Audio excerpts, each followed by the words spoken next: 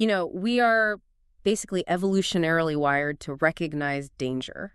I mean, if you hear a low growl in the woods, your nervous system just immediately floods with cortisol. Right. Your amygdala fires up immediately. Exactly. Your heart rate spikes and your brain just screams at you to run because we have this deep biological expectation that a threat is going to announce itself with these really obvious, terrifying red flags. Like a scowl or a raised voice. Yeah. Physical intimidation. Yeah, a very clean binary system. It is. Yeah. Because we are taught to look for the predator bearing its teeth right. Uh. The entire architecture of our threat detection system is built around identifying obvious hostility. But then you step into the world of covert psychological manipulation, and that ancient biological warning system is completely bypassed. It's completely bypassed. Because what if the most dangerous person you will ever meet doesn't actually trigger that cortisol spike?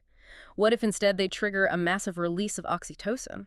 Well, that is where we enter some really diagnostic muddy waters. Because in these dynamics, the manipulator isn't using fear to get through your front door. They aren't breaking the lock.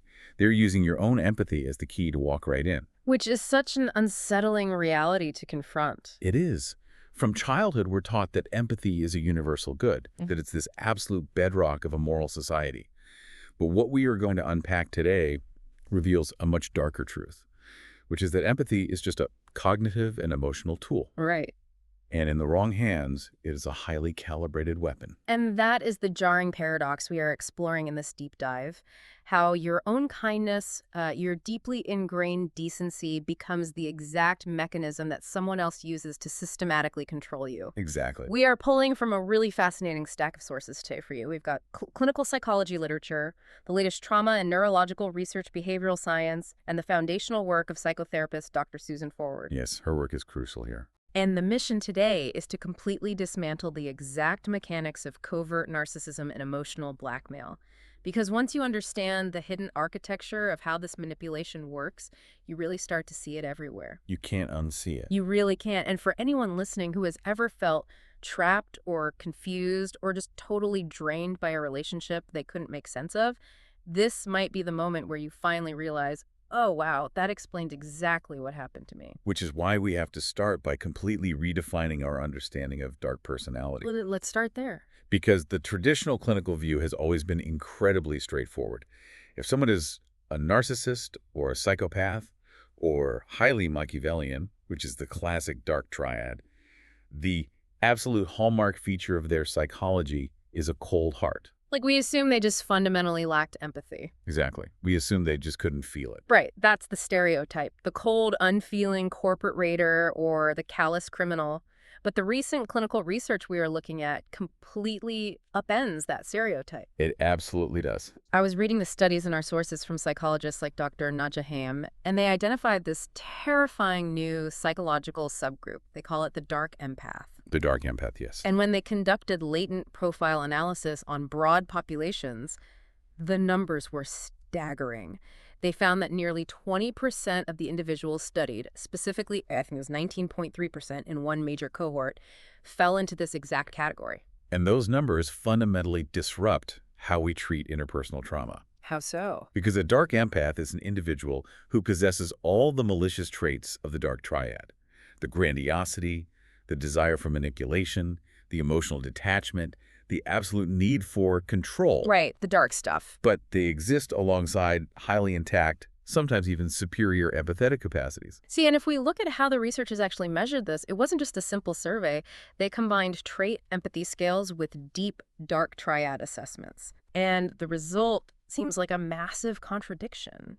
I mean, how can an individual possess the psychological machinery of a psychopath, but also score in the upper percentiles for empathy? Well, it forces us to ask what empathy actually is mechanically. Right, because we just throw the word around. Exactly. We tend to think of empathy colloquially as one big, warm, pro-social blanket. Like if you are empathetic, you are inherently a good person. Right. But neurologically, empathy is not a single monolith. It is split into very distinct neural pathways. And the two primary mechanisms we really need to isolate here are affective empathy and cognitive empathy. Let's break down the neurology of that, because affective empathy is the emotional contagion, right? Precisely. Sure. Affective empathy is emotional resonance. It is rooted deeply in the brain's mirror neuron system and regions like the anterior insula. Okay. So when you see someone crying because they just experienced a profound loss, Your own chest physically tightens. Your heart aches. You feel it. You are quite literally simulating their pain in your own body.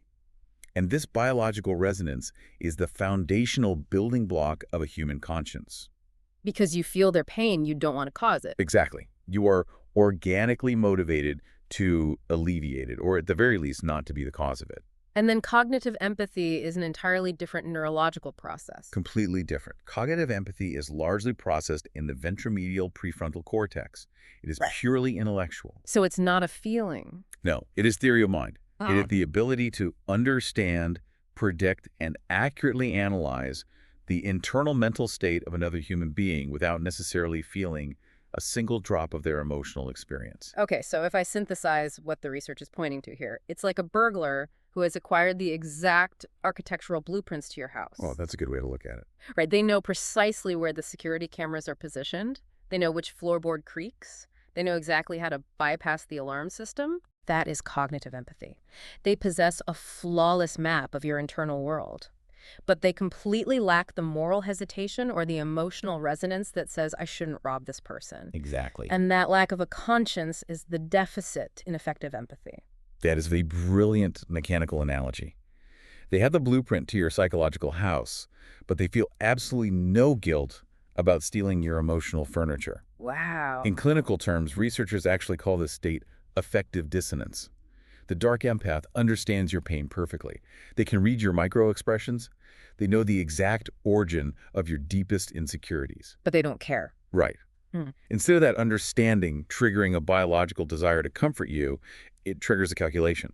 They weaponize that deep understanding for their own gain, their own social currency, or even just their own amusement. Which explains exactly how they hide in plain sight. Because if they have this masterful cognitive map of human emotion, they don't look like villains. Not at all. The data shows they're often highly extroverted, charming, and incredibly skilled at social mimicry.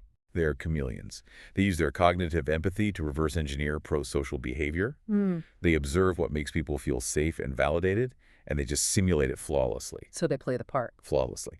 And this is why these individuals frequently ascend to powerful leadership positions in business, or they become deeply trusted spiritual leaders, community organizers, or beloved figures in a friend group. Because they know what people want to see. Right.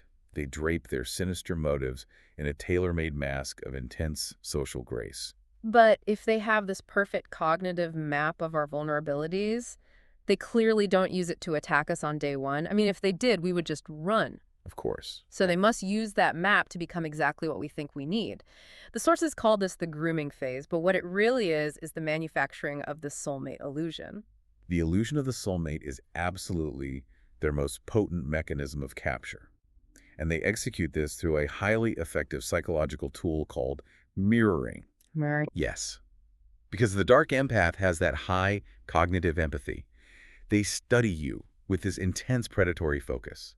They study your core values, your specific sense of humor, your political beliefs, your unmet childhood needs, and your aspirations. And then what? And then they reflect a perfectly synthesized version of all of that back to you.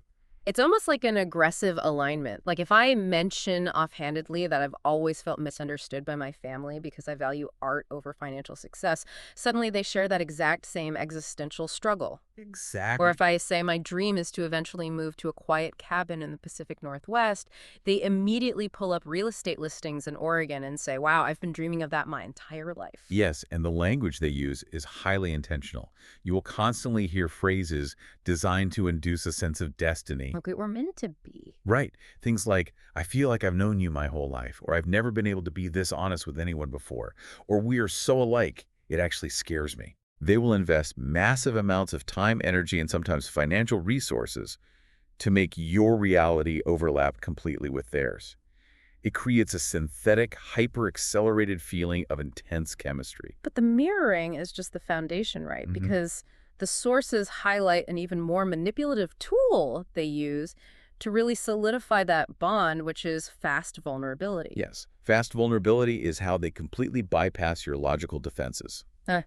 Within the first few dates of a romantic relationship or the very early stages of a friendship, they will suddenly dump these deeply harrowing, often exaggerated or entirely fabricated stories of their own past trauma. Just right out of the gate. Right out of the gate. They will tell you about abusive ex-partners who ruined them, or families who abandoned them, or tragic betrayals by former business partners. And how do they frame that? Very specifically. Yeah. Also, I don't normally tell anyone this. You are the only person who's ever made me feel safe enough to share this. Which brings up a really critical question for you, the listener. Why does someone actually fall for this? Because a lot of people hearing this might think, well, I would spot that. That's just a trauma dump. I would walk away. It's easy to think that from the outside. But the research suggests a very specific psychological profile does fall for this, and it has absolutely nothing to do with being weak or unintelligent. No, it has everything to do with being conscientious. Manipulators do not target weak people. There is no psychological yield in breaking someone who is already broken. That makes sense. They target highly caring, intuitive, empathetic people. They target individuals with deep emotional reserves. They are looking for the wounded bird syndrome. The wounded bird syndrome. Yes.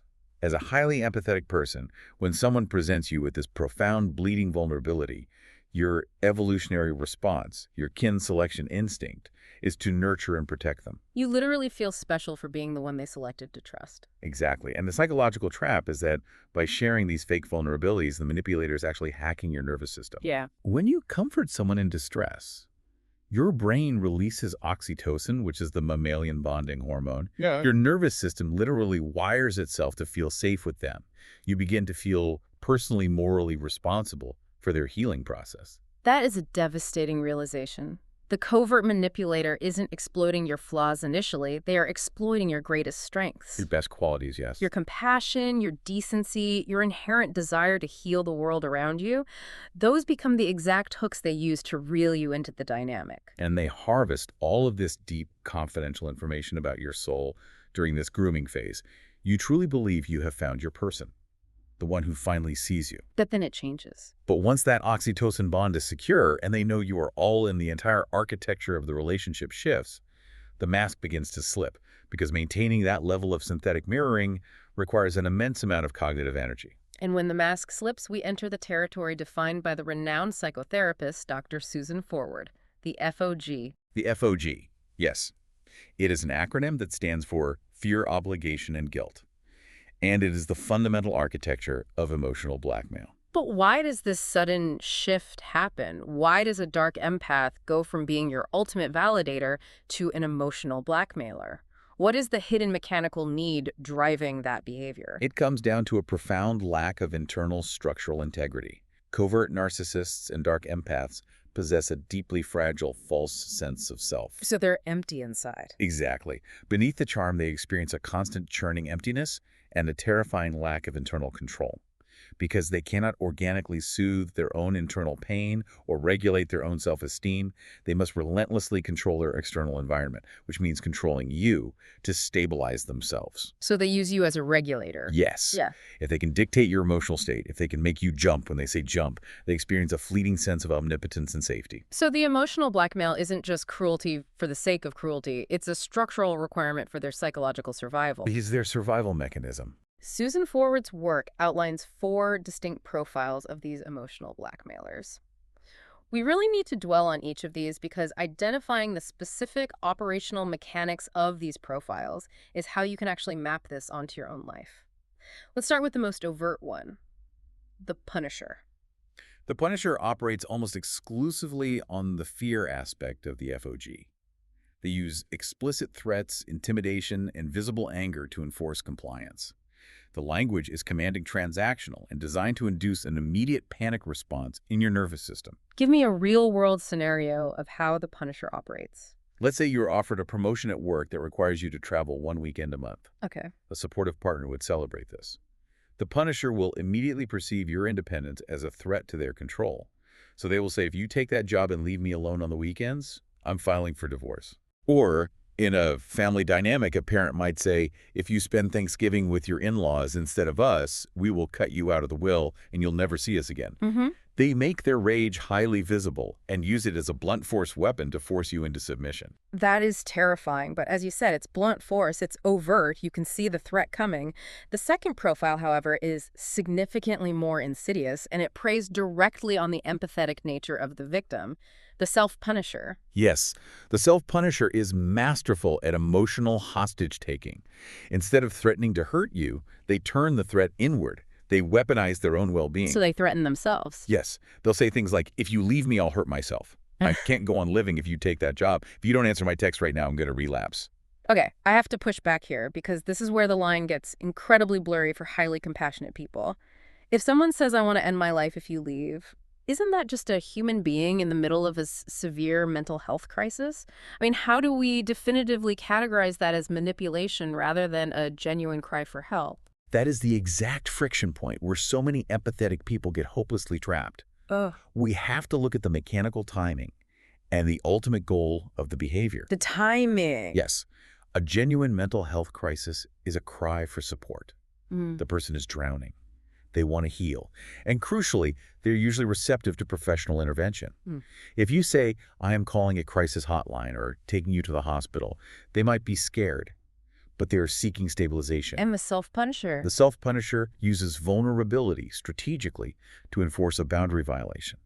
The threat of self-harm almost always appears at the exact moment you attempt to assert your independence or set a limit. Oh, wow. Right. Yeah. If you say, I am exhausted, I need to stay home and read a book tonight, and they immediately respond with a threat to their life that is not a random psychological crisis. That is a calculated deployment of terror to force you to abandon your boundary and come over to their house. And if you offer them help. Furthermore, if you offer to call emergency services, the self-punisher will usually become enraged because the goal was never to get professional help. The goal was to ensure you don't read your book. They are making their literal survival your day-to-day responsibility. But the timing of the crisis is the tell. If the crisis only magically appears when my boundary appears, it's a compliance mechanism. That is a massive distinction. It is life-changing once you see it. Let's move to the third archetype, the sufferer. The sufferer is the virtuoso of passive-aggressive martyrdom. They rarely ask for what they want directly, because asking directly would require vulnerability and the possibility of facing rejection. So what do they do? Instead, they operate on guilt. They communicate that their immense suffering is entirely your fault through heavy sighs, pointed silences, slammed doors, and just this pervasive, gloomy behavior. I can picture this perfectly. It's the friend who, when you say you can't make it to their dinner party, responds with, oh no, it's totally fine. Don't worry about me. I'll just sit here alone. I'm used to everyone abandoning me. Exactly. They create an atmospheric pressure of such intense, suffocating disappointment that you feel compelled to change your behavior just to relieve your own discomfort. Just to make it stop. Right. You end up canceling your plans and going to the dinner party, not because you want to, but to stop the agonizing guilt trip. The sufferer forces you to become a mind reader, constantly managing their unexpressed needs. And finally, we have the tantalizer. This feels mechanically related to the future faking we discussed in the grooming phase. It is the evolution of future faking. The tantalizer controls you through obligation and hope. They constantly dangle massive rewards just an inch out of your reach. But there is always a behavioral catch. The proverbial carrot on a stick. Precisely. It's the promise of marriage, or finally moving in together, or the big promotion at the firm. I'll marry you as soon as you prove you can be less demanding. I'll give you equity in the company once you show me a little more unquestioning loyalty. Always just out of reach.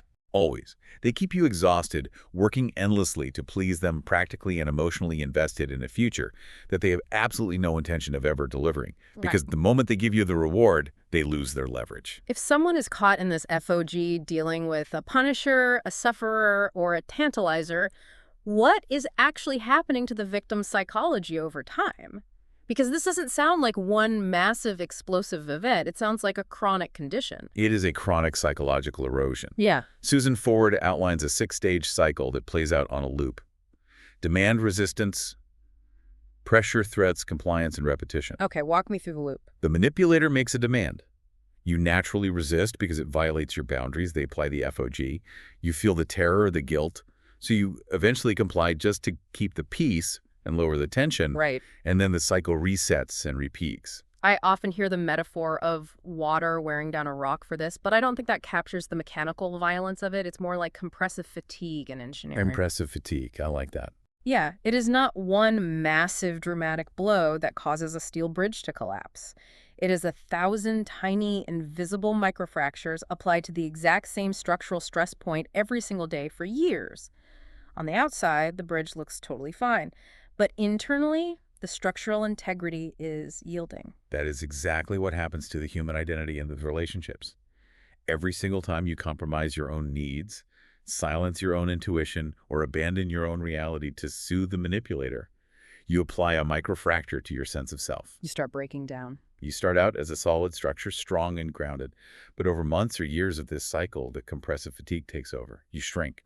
You become a muted, highly anxious version of yourself. And you probably blame yourself. Tragically, you are often filled with internalized self-hatred because on some level you recognize that you are handing your power away.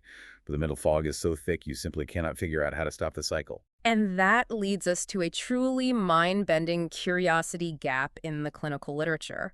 We just talked about the Punisher who uses threats and fear to dominate, but the sources reveal a completely counterintuitive mechanism of control. How can someone completely dominate your life by acting totally helpless? This introduces the concept of empathetic dominance and the execution of the pity play. The pity play. Yes. Yeah.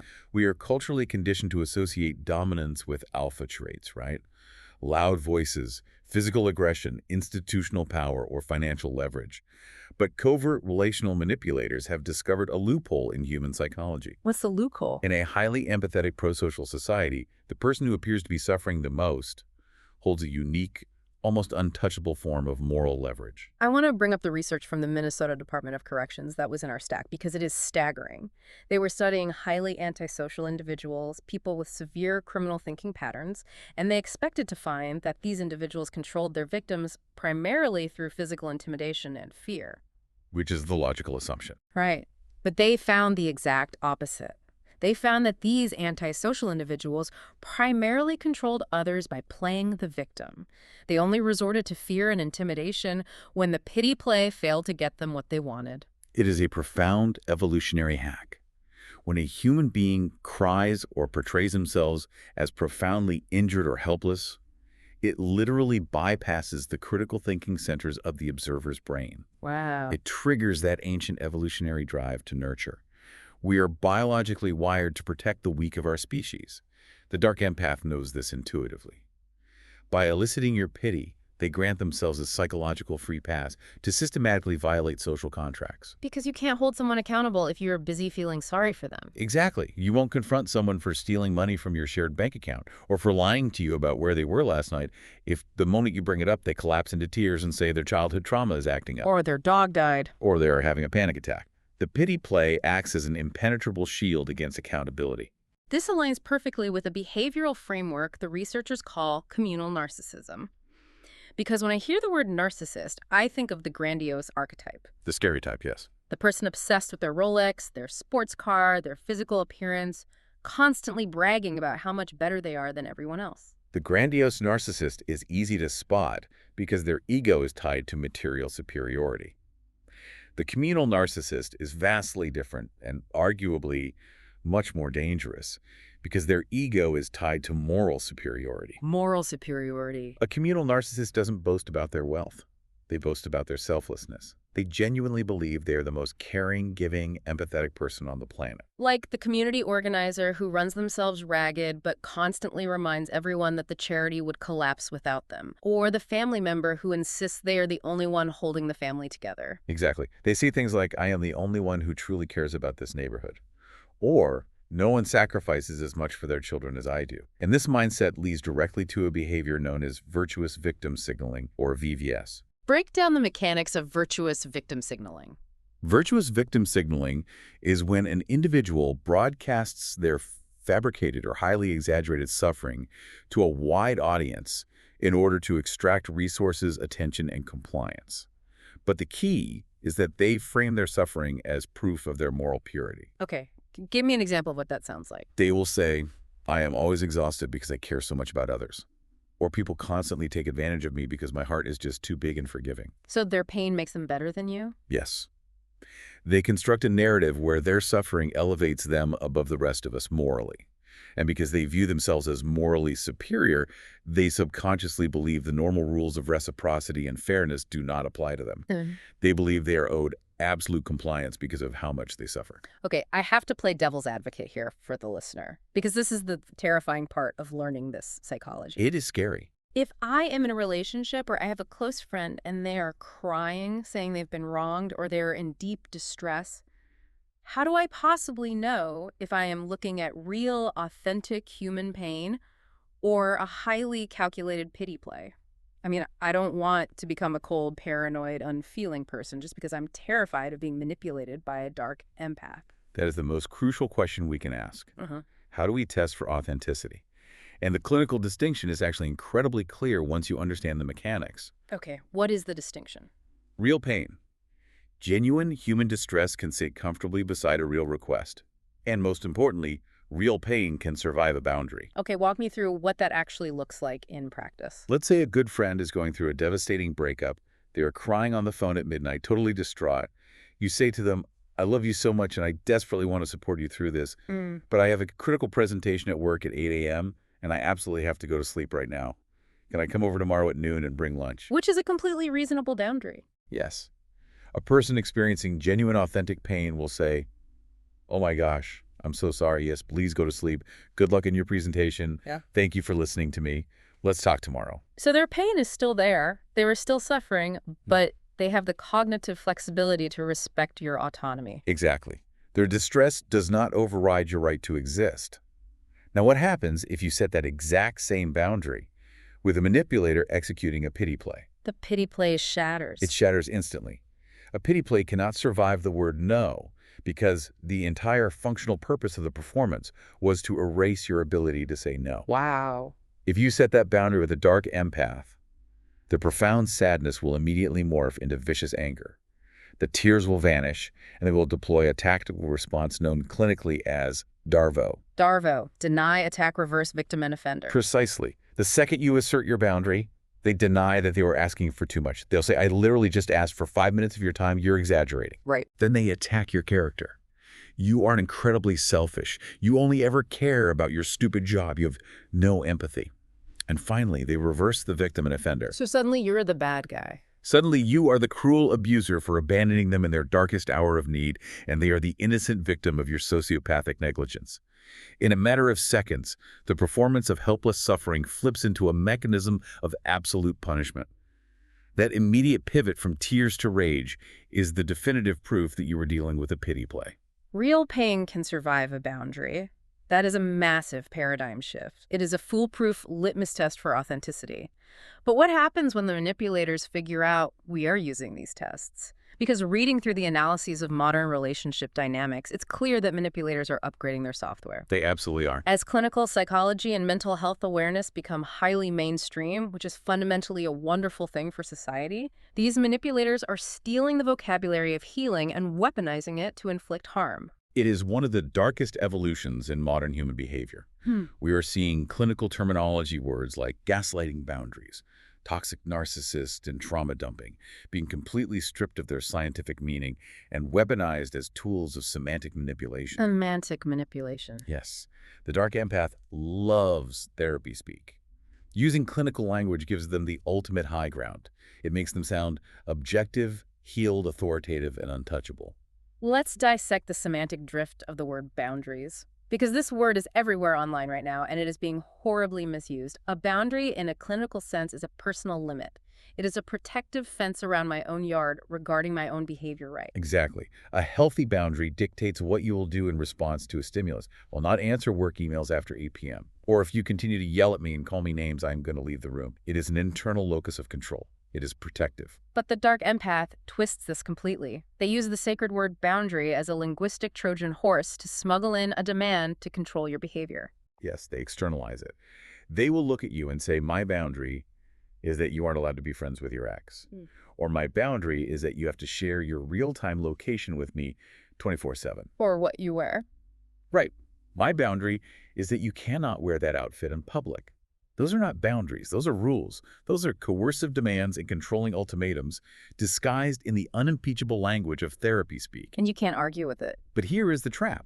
Because they use the magic word boundary, If you push back and say, no, I'm not sharing my location, they immediately accuse you of being toxic, violating their mental health, and disrespecting their healing journey. They turn your self-defense into an offense, and they execute the same semantic manipulation with concepts like gaslighting and trauma dumping, too. Oh, hell. If a victim finally builds up the courage to share a genuine grievance, saying something like, "It really hurt me when you lied to everyone about why we were late to the party," the manipulator will coldly accuse the victim of trauma dumping as a way to shut down the conversation and evade accountability. It's a silencing tactic. Or if the victim simply remembers an event accurately and the manipulator wants to rewrite history, the manipulator will accuse the victim of gaslighting them. It creates a psychological hall of mirrors.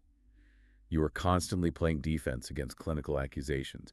You start to lose your grip on your own reality, your own memory, and your own intentions. And this connects beautifully to a profound literary analogy in our sources, the Iago pattern. Shakespeare's Othello. When you analyze it through a clinical lens, Iago is perhaps literature's greatest manifestation of the dark empath. Without a doubt. Iago didn't just walk up and lie to Othello. He used profound cognitive empathy to map Othello's specific, deep-seated psychological architecture. He found the blueprints. He identified Othello's latent insecurities about his age, his race, his status as an outsider in Venice, and his deep-seated fear that he wasn't truly worthy of Desdemona's love. Iago took that highly confidential psychological data and used it to slowly, methodically drive Othello insane, all while positioning himself as Othello's only loyal friend. The sources describe the modern dark empath as a psychological drug dealer. And this ties everything back to that grooming phase we discussed at the beginning. It all comes full circle. During that phase, when they were mirroring you and making you feel like a soulmate, they were actually harvesting your deepest fears. Let's say during a moment of intense vulnerability, you confided in them that your biggest core fear is being abandoned because your father walked out on your family when you were 7 years old. A dark empath files that data away. Exactly. And then in a massive argument a year later, when you corner them with irrefutable proof that they did something wrong, maybe they drained a joint savings account, they will bypass the argument entirely. They won't defend the bank account. No, they will pivot. They will reach right into that file, hit that exact childhood nerve and say, you know Wow. what? This is why everyone leaves you. You are so suffocating and impossible to love. This is why your father walked out. It is a kill shot to the nervous system. It emotionally paralyzes the victim on contact.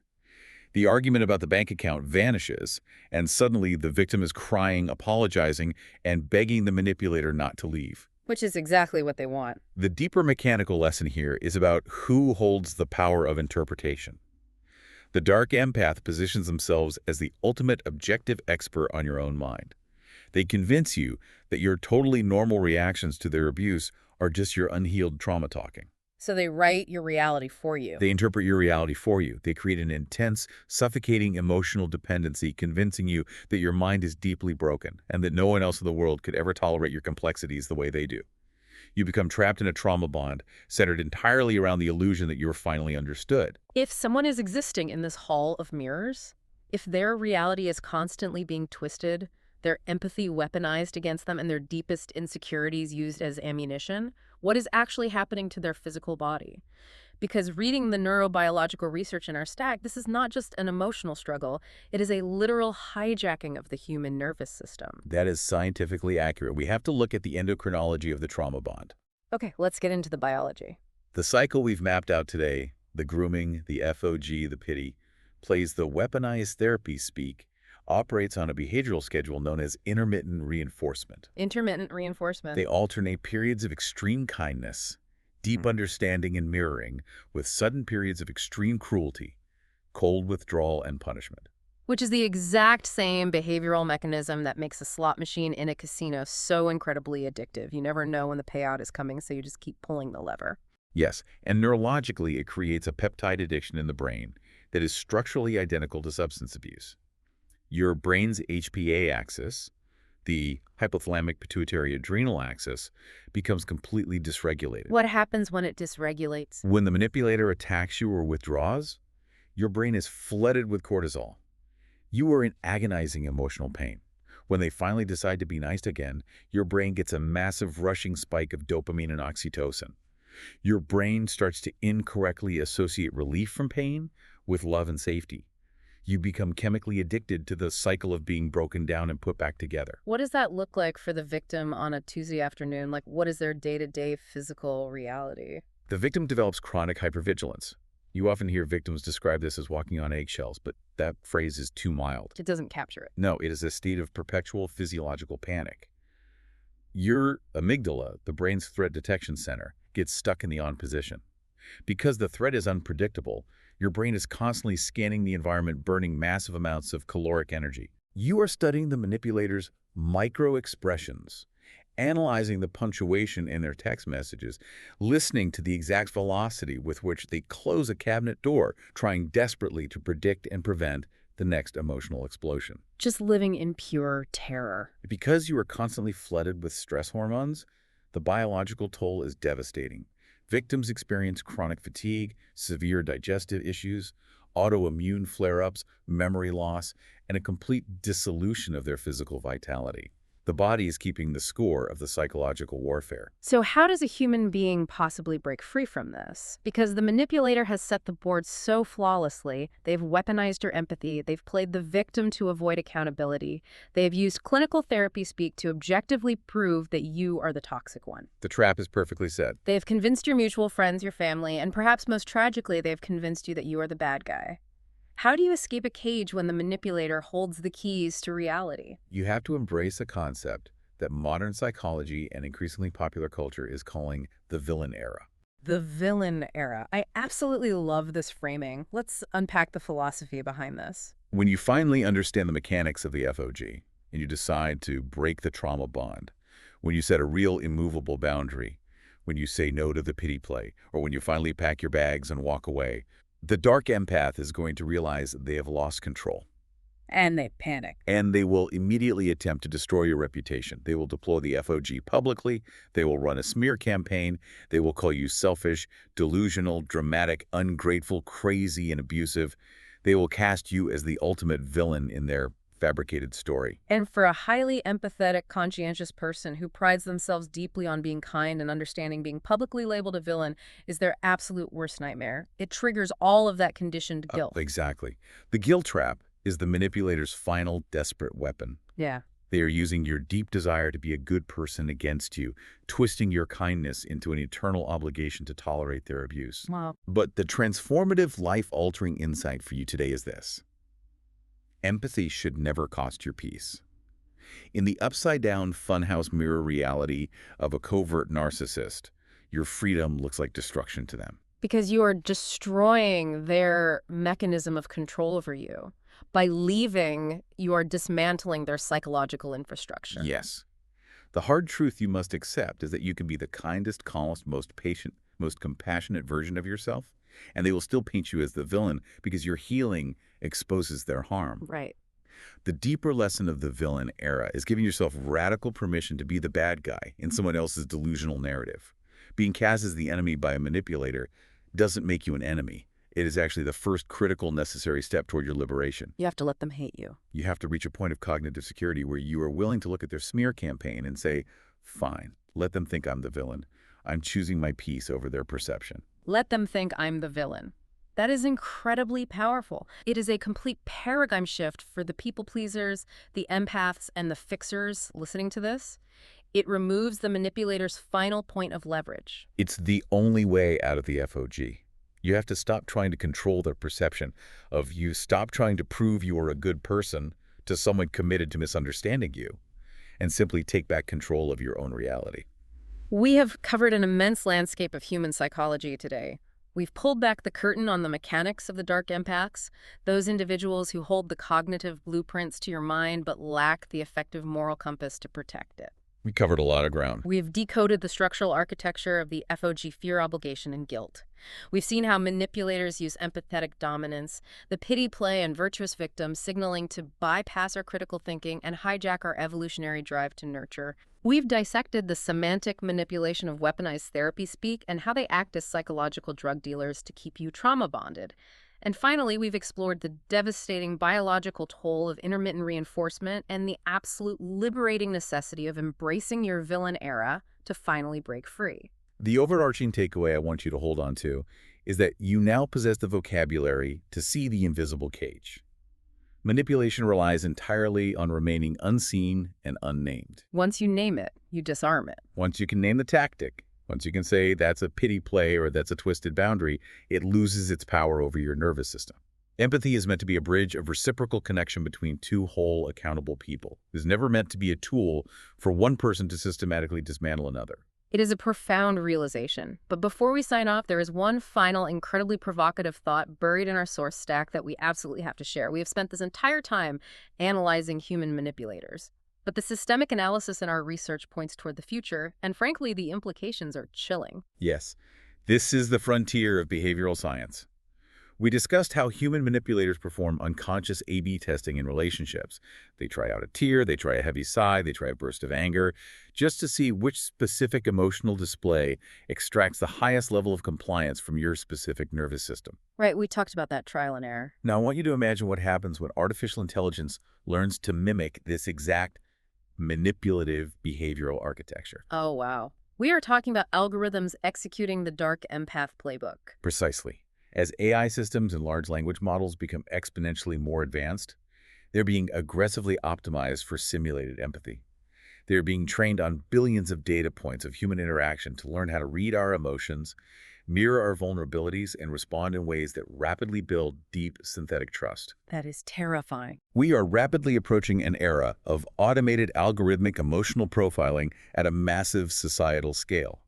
If an AI system operating as a companion bot or a targeted advertising algorithm figures out that you are a highly empathetic, conscientious person who responds strongly to pity or guilt, it could deploy synthetic virtuous victim signaling to extract data money or compliance from you. It would know exactly which buttons to push. It could execute a flawless, algorithmically perfect pity play tailored exactly to your psychological profile. That is terrifying. If we don't learn how to protect our cognitive security, and if we don't learn how to confidently set boundaries with human manipulators today, how on earth are we going to survive the digital dark empaths of the future? That is exactly the point. It makes the boundary work and the psychological decoding we discussed today not just a matter of personal mental health recovery, but a critical, non-negotiable survival skill for the future of human interaction. We have to learn how to defend our empathy. A vital, necessary upgrade to our cognitive security system. To everyone listening, thank you for joining us on this deep dive. If there is one thing you take away today, let it be this: trust your intuition.